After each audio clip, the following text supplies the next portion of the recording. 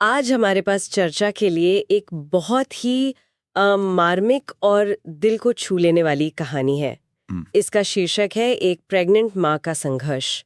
हम्म, ये कहानी हमें एक साधारण परिवार की असाधारण यात्रा पर ले जाती है। और आज हम सिर्फ कहानी नहीं सुनाएंगे, बल्कि ये देखेंगे कि कैसे ये कहानी आर्थिक दबाव, हमारे समाज और एक माँ की शक्ति के बारे में बड़ी सच्चाइयों को सामने रखती है। बिल्कुल। ये ऊपर से देखने में तो राधा और रोहित की कहानी लगती है, लेकिन जब हम इसकी परतें खोलेंगे तो हमें इसमें समाज, हमारी व्यवस्था और इंसानी जज्बे के बीच का एक गहरा टकराव दिखाई देगा। तो चलिए इसे शुरू से समझते हैं। हम्म, कहानी की मुख्य पात्र है 26 साल की राधा। हम्म, उसका पति है रोहित। हाँ। दोनों में प्यार बहुत है, लेकिन आर्थिक तंगी एक बड़ी सच्चाई है। रोहित की तनख्वाह बहुत कम है और ऊपर से उस पर पिता का पुराना कर्ज भी है। तो आधी सैलरी तो वहीं चली जाती होगी। हाँ, बिल्कुल। और उनका एक ही सपना है, अपना घर और उस घर में बच्चे की हंसी। और यहीं से कहानी का मनोवैज्ञानिक मंच तैयार होता है। देखिए, प्यार और गरीबी का ये जो मिश्रण है, ये बहुत अस्थिर होता है। अस्थिर कैसे? प्यार आपको ताकत देता है, लेकिन गरीबी उस ताकत की हर रोज, हर पल परीक्षा लेती है। उनका जो सपना है, वही उनके लिए सबसे बड़ी प्रेरणा भी है और सबसे बड़े डर का कारण भी। और ये डर हकीकत में तब बदलने लगता है जब राधा को पता चलता है कि वो प्रेग्नेंट है।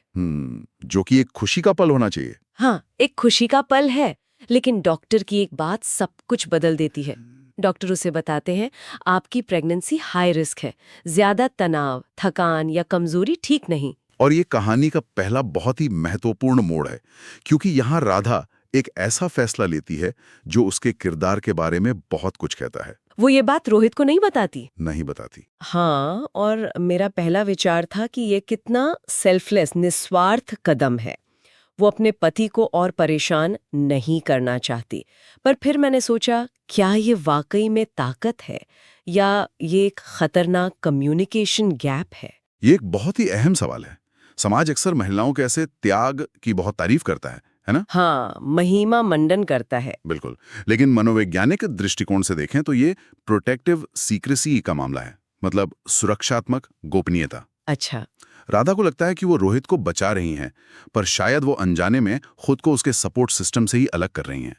वो परिवार की शॉक एब्जॉर्बर बनने की कोशिश कर रही है। जो सारी मुश्किलें अपने अंदर सोख ले। हाँ, और ये भूमिका अक्सर महिलाओं पर डाल दी जाती है।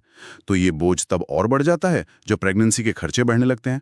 डॉक्टर के टेस्ट, दवाइयाँ। हाँ, हर महीने 5-6 हजार का खर्च उनके पहले से तंग बजट के लिए ये एक बहुत बड़ा झटका था। और यहीं से कहानी राधा के अंदर के संघर्ष को बाहरी दबावों से जोड़ती है। अब लड़ाई सिर्फ पैसों की नहीं है। नहीं। राधा के मन में अब आत्मसंदेह के सवाल उठते हैं। क्या मैं मां बनने का हक भी रखती हूँ? क्या मैं अपने बच्चे को अच्छा जीवन दे पाऊंगी? ये एक बहुत ही खतरनाक मानसिक स्थिति है। बहुत ज्यादा। जब आप अपनी कीमत पर ही सवाल उठाने लगें। और इस आग में घी डालने का काम करते हैं रिश्तेदार। उनके ताने, जैसे इतनी गरीबी में बच्चा क्यों कर लिया, या पहले घर तो बना लेते। ये सिर्फ बातें नहीं है, ये किसी के आत्मविश्वास पर सीधा हमला है। बिल्कुल। और ये उस सामाजिक पाखंड को भी दिखाता है जहां एक तरफ बच्चे पैदा करने का दबाव भी होता है और दूसरी तरफ उन बच्चों को पालने के लिए कोई सामाजिक या आर्थिक सहारा नहीं होता। सही बात है। ऐसे में रोहित का एक वाक्य है जब वो कहता है, हमारा बच्चा हमारी ताकत बनेगा, बोझ नहीं। वो एक लाइफलाइन की तरह काम करता है। ये भी खाता है कि जब पूरी दुनिया आप पर सवाल उठा रही हो तो आपके साथी का विश्वास कितना मायने रखता है। ये एक भावनात्मक सहारा है, लेकिन ये आर्थिक समस्या का हल तो नहीं है। नहीं, बिल्कुल नहीं। और वो आर्थिक समस्या तब एक बड़े संकट में बदल जाती है जब एक शाम रोहित उदास घर लौटता है। अच्छा। वो बताता है कि उसकी कंपनी में छटनी हो रही है और शायद उसकी नौकरी चली जाए। ओह, ये तो हाँ, ये वो पल है जहां लगता है कि अब सारी उम्मीदें खत्म हो गईं। राधा उस रात पूरी तरह टूट जाती है और रोहित से कहती है, अगर मुझे कुछ हो जाए तो बच्चे को संभाल लेना। ये डर की पराकाष्ठा है, पूरी तरह से लाचार महसूस करने का क्षण। लेकिन यहीं पर कहानी एक बहुत दिलचस्प मनोवैज्ञानिक मोड़ लेती है। वो कैसे? पूरी तरह से निराश होने के बावजूद राधा हार नहीं मानती। वो घर से सिलाई का छोटा मोटा काम शुरू करती है। पिछले स्तर पर होता है, तब वो लड़ने की ताकत कहाँ से लाता है? क्या ये सिर्फ मातृत्व की भावना है या कुछ और भी है? ये एक शानदार सवाल है। मनोविज्ञान में इसे पोस्ट ट्रॉमेटिक ग्रोथ कहते हैं। Post traumatic growth. हाँ, हम सब ने PTSD यानी पोस्ट ट्रॉमेटिक स्ट्रेस डिसऑर्डर के बारे में सुना है ना, जहां कोई सदमा इंसान को तोड़ देता है। हाँ हाँ। पोस्ट ट्रॉमेटिक ग्रोथ इसका ठीक उल्टा है। यहाँ एक बड़ा संकट या सदमा आपको एक पैसिव विक्टिम नहीं बनाता, बल्कि आपको पहले से ज्यादा मजबूत, ज्यादा समझदार बना देता है। मतलब संकट ही एक शिक्षक बन जाता है। ठीक कहा। राधा का सिलाई मशीन चलाना सिर्फ पैसे कमाने की कोशिश नहीं है, ये अपनी किस्मत पर फिर से नियंत्रण हासिल करने का एक प्रयास है। और उसका वो मंत्र, मैं माँ हूं, मुझे लड़ना ही होगा। हाँ, ये इस पोस्ट ट्रॉमेटिक ग्रोथ का ही ऐलान है। वो अपनी पहचान को ही अपनी सबसे बड़ी ताकत बना रही है। ये वाकई एक शक्तिशाली विचार है। लेकिन कहानी हमें फिर से उस कठोर वास्तविकता पर ले आती है जहां व्यक्तिगत हिम्मत भी कम पड़ जाती है। 8वें महीने में राधा की तबीयत अचानक बहुत बिगड़ जाती है। उसका ब्लड प्रेशर खतरनाक स्तर तक बढ़ जाता है और बच्चे की जान को भी खतरा होता है। हाँ, और यहाँ कहानी भारत के सार्वजनिक स्वास्थ्य सेवा की एक बहुत बड़ी और कड़वी सच्चाई को उजागर करती है, जिसे आउट ऑफ पॉकेट एक्सपेंडिचर कहते हैं। बिल्कुल। इसे थोड़ा और समझाइए, इसका क्या मतलब है? देखिए, आउट ऑफ पॉकेट एक्सपेंडिचर का मतलब है इलाज का वो सारा खर्च जो मरीज या उसके परिवार को अपनी जेब से देना पड़ता है, क्योंकि इंश्योरेंस या सरकारी योजनाएं उसे कवर नहीं करती। अच्छा। राधा और रोहित को तुरंत अस्पताल की जरूरत है, लेकिन उनकी जेब में सिर्फ 3000 रुपए हैं। सिर्फ 3000? हाँ, और ये किसी एक परिवार की बदनसीबी नहीं है। आंकड़े बताते हैं कि भारत में हर साल लाखों परिवार सिर्फ ऐसे अप्रत्याशित खर्चों की वजह से गरीबी रेखा के नीचे चले जाते हैं। तो इसका मतलब ये है कि एक मेडिकल इमरजेंसी सिर्फ एक स्वास्थ्य संकट नहीं है, ये एक आर्थिक सुनामी है। बिल्कुल, आर्थिक सुनामी। और यहीं पर कहानी में इंसानियत का चमत्कार होता है। हाँ, अस्पताल की एक नर्स उनकी हताशा भरी बातें सुन लेती है। वो डॉक्टर से बात करती है, डॉक्टर अपनी फीस कम कर देते हैं और कुछ दवाइयाँ सरकारी स्टॉक से मिल जाती हैं। ये एक बहुत ही उम्मीद देने वाला पल है। लेकिन क्या हम इस पर सवाल नहीं उठाना चाहिए? कैसा सवाल? क्या किसी की जिंदगी और मौत का फैसला एक अजनबी की दया पर निर्भर होना चाहिए? आपने बिल्कुल सही नब्ज पकड़ी है। ये चमत्कार जितना प्रेरणादायक है, उतना ही हमारी व्यवस्था पर एक गंभीर सवाल भी है। ये दिखाता है कि हमारा सिस्टम इतना कमजोर है कि उसे चलाने वाले फ्रंटलाइन वर्कर्स जैसे कि ये नर्स को अक्सर नियमों को ताक पर रखकर काम करना पड़ता है ताकि किसी की जान बच सके। उस नर्स का काम सराहनीय है, पर यह स्थिति पैदा ही क्यों हुई? सही बात है। ये हमें सोचने पर मजबूर करता है कि एक मजबूत सार्वजनिक स्वास्थ्य प्रणाली कितनी जरूरी है ताकि लोगों को ऐसे चमत्कारों के भरोसे ना रहना पड़े। इसके बाद डिलीवरी की रात का दृश्य आता है।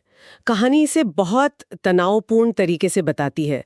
राधा अंदर दर्द से जूझ रही है, रोहित बाहर प्रार्थना कर रहा है और डॉक्टर्स की आवाजें आ रही हैं। हाँ, कि माँ का बीपी बढ़ रहा है, बच्चे की धड़कन धीमी हो रही है, और फिर चीखों के बाद एक सन्नाटा, और फिर एक बच्चे के रोने की आवाज। ये कहानी का चरमोत्कर्ष है।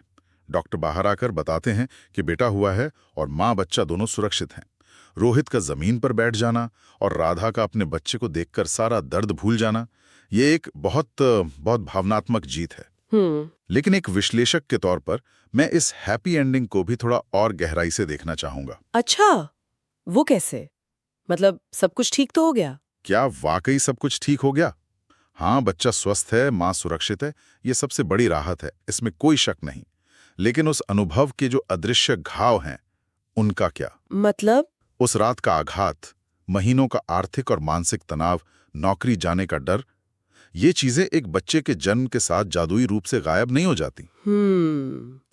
ये जीत बहुत बड़ी कीमत चुकाकर मिली है। बिल्कुल। तो आप कह रहे हैं कि संघर्ष खत्म नहीं हुआ, बस उसका रूप बदल गया है। हाँ, कुछ ऐसा ही।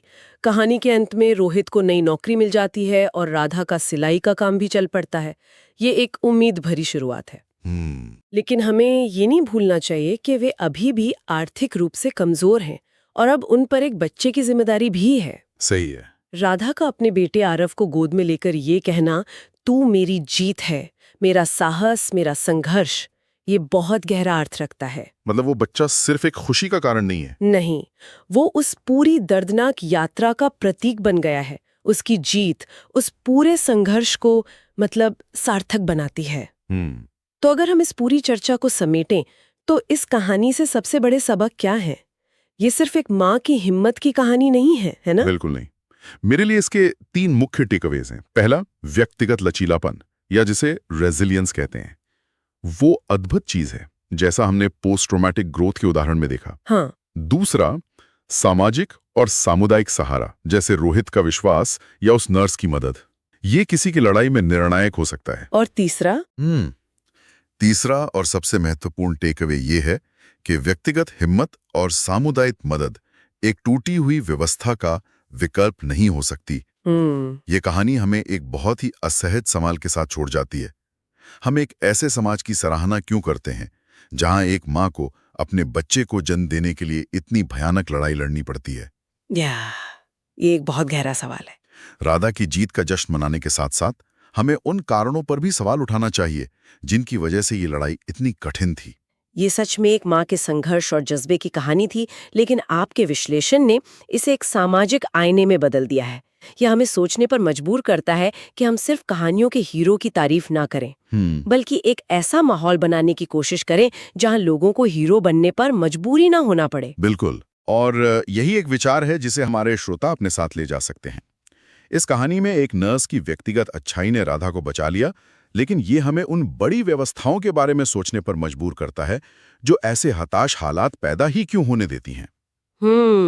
असली सवाल ये नहीं है कि अगली राधा कैसे लड़ेगी। असली सवाल ये है कि हम एक ऐसा समाज कैसे बनाएं जहां किसी और राधा को ये लड़ाई लड़नी ही ना पड़े।